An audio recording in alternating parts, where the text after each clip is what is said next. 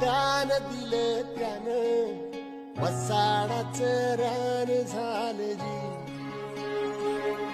अर मातीच्या पोटात अस्मानाचं बळ माऊलीची लाज राखजी. या विन त्या दिव्याला